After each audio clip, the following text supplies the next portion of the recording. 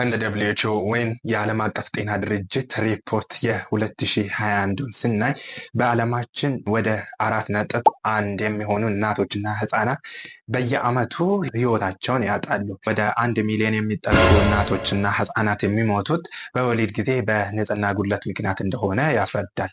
እንግዲህ ከዚህ ጋር ተያይዞ አንድ ፕሮግራም ይዤላችሁ መጥቻለሁ። እስከ ፕሮግራማችን ፍጻሜ ድረስ ከኛ ጋር እንድትቆዩ በዚሁ አጋጣሚ ጋብዛችኋለሁ። እጅ መታጠብ ጋር ተያይዞ አንድ ታሪክ ይዤላችሁ መጥቻለሁ። Okay, let's go. ይህ ሰው ማለትም ኢግኖስ ሰመልዌይስ የኦስትሪያ ሃንጋሪ ኢምፓየር የሆነችው በቡዳፔስት ከተማ ከአባቱ ዮሴፍ ሰመልዌይስ እና ከእናቱ ቴሬዝ ሙለር በ1818 እንደ ግሪጎሪያን አቆጣጠር ተወለደ።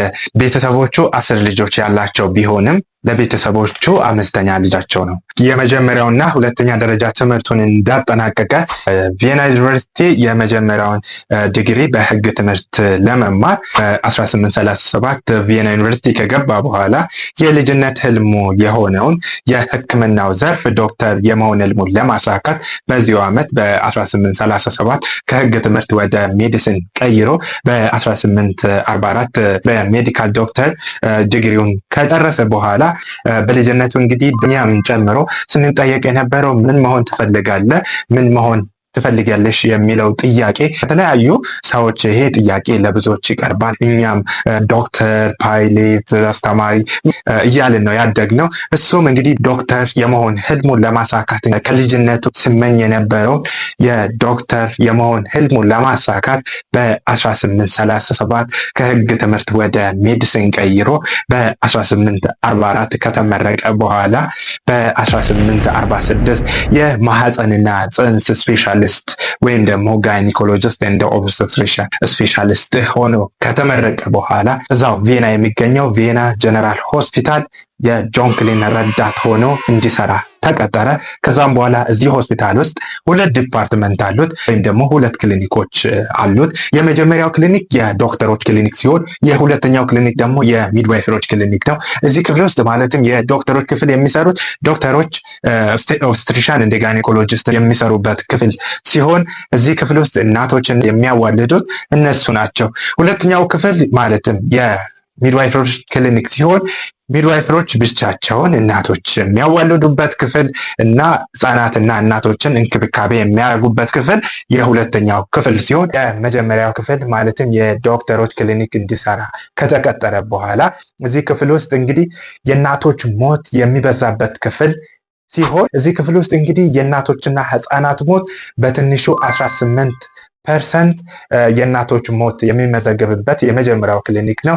ወደ 4% የሚሆነው ደግሞ እናቶችና ህፃናት ሞት የሚመዘገበው የሁለተኛው ክፍል ሆኖ ያየዋል። ኢግኖስ ሰመልዌይስም የእናቶችና ህፃናት ሞት እዚህ ክፍል ውስጥ የበዛበት ምክንያትና መንስኤው ምን ሊሆን ይችላል ብሎ ማሰላሰሉን ጀመረ። ከዛም በኋላ የዚህ ሞት ሬት በዚህ ልክ የሚከሰትበት ምክንያትን መፈለጉን ጀመረ። የመጀመሪያ ተግባሩን ያደረገው እዚህ ክፍል ውስጥ ማለትም የእናቶችና የህፃናት ጨቅላ የሚንከባከቡበት የመጀመሪያው ክፍል ውስጥ በቂ ሁኔታ ላያገኙ ይችላሉ ብሎ ነው ያሰበው። ለዚህም በበቂ ሁኔታ አየር ማግኘት አለባቸው። ስለዚህ መስኮቶችን፣ በሮችና ሌሎች ቀዳዳዎች እንዲከፈትላቸው ካደረገ በኋላ የእናቶችና ህፃናት ሞት አሁንም እንደቀጠለ ነው። ሰመልዌይስ የቤት ስራ የሆነበት የእናቶችና ህፃናት ሞት መንስኤ እረፍት ነስቶታል። አሁንም የዚህ እናቶችና ጨቅላ ህፃናት ሞት በዚህ ልክ የሚከሰተው ምናልባትም እዚህ ክፍል ውስጥ ጸሎት ላይደረግላቸው ይችላል። ከእምነት ጋር ተያይዞ በተለይም ቄሶች መጥተው እዚህ ክፍል ውስጥ እንዲጸልዩላቸው ካደረገ በኋላ የእናቶችና ህፃናት ሞት አሁንም እንደቀጠለ ነው። አሁንም ኢግኖስ ሰመልዌይስ ጥናቱን አላቋረጠም።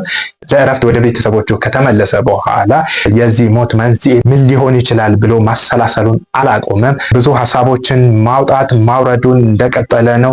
ነገር ግን ይሄ ነው የሚል መደምደሚያ አልደረሰበትም። ኢግኖስ ሰመልዌይስ እረፍቱን ከጨረሰ በኋላ ወደ ስራው ሲመለስ ያልጠበቀው ነገር ይነገረዋል። እሱ ምንድነው? በጣም የሚወደው ጓደኛው የስራ ባልደረባው ያዕቆብ ኮለሺካ እንደሞተ ተነገረው። እሱም በጣም ነው ያዘነው።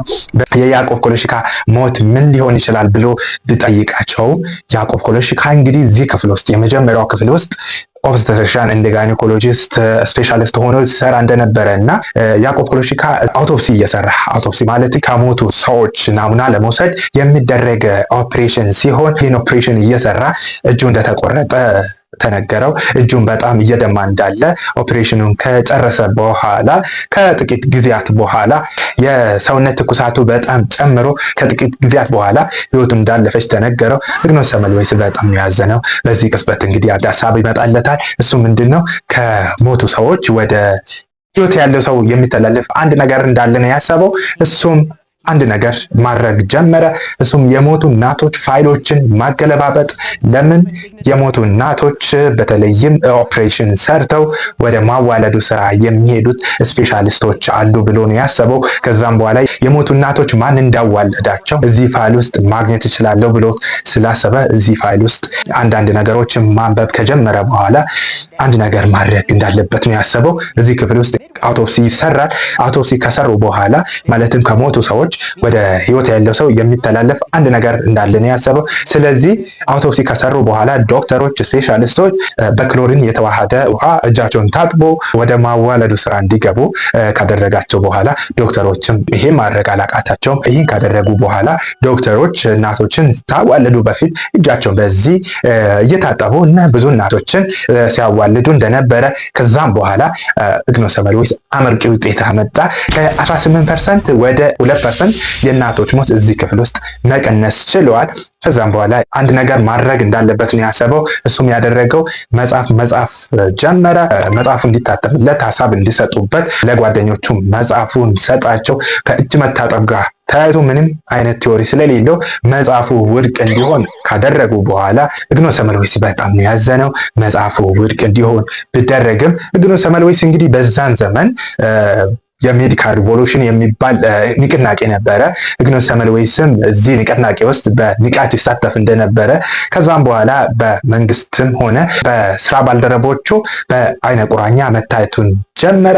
ከዛም በኋላ ከፖለቲካ ጋር አያይዞ መጽሐፉ እንዳይታተም ተደረገ።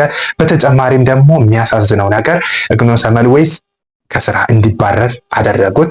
በሚድዋይፈሮች ክፍል እንዲሰራ ቢጠይቅም ጥያቄው ውድቅ ተደረገ። ኢግኖስ ሰመልወይስ እዛ ክፍል ውስጥ እየሰራ እያለ ለመውለድ ሲመጡ እናቶች በግዳጅ እዚህ ክፍል ውስጥ መጥተው እንዲወልዱ ነው የሚደረገው። አንዳንድ እናቶች ደግሞ የዶክተሮች ክሊኒክ ውስጥ ከመውለድ ይልቅ መንገድ ላይ መውለድን ይመርጡ ነበረ። ኢግኖስ ሰመልወይስ ከሚወደው ስራ ከተባረረ በኋላ ወደ ተወለደበት በቡዳፔስት ከተማ ትንሽዬ ክሊኒክ ከፍቶ እናቶችን ሲያዋልድ ቆየ። ከዛም በኋላ መጽሐፉ በድጋሚ እንዲታተምለት ወደ ጓደኞቹ መጽሐፉ እንዲደርስ አደረገ። መጽሐፉ በድጋሚ እንዳይታተም አደረጉት። ከዛም በኋላ ከጊዜያት በኋላ ግን እውቅና እንዲሰጠው በቪየና ከተማ ተጠራ። ቪየና ከደረሰ በኋላ በመንግስት አካላት እና በስራ ባልደረቦቹ በጠባቂዎች እንዲደበደብ ተደረገ። ከዛም በኋላ እጁ በጣም ደማ። እሱ በዚህ እንዳለ ወደ እስር ቤት ተወረወረ። እጁ በጣም ስለደማው ጋንግሪን ፈጥሮ ከ14 ቀን በኋላ በኢንፌክሽን ከዚህ ዓለም በሞት ተለይቷል።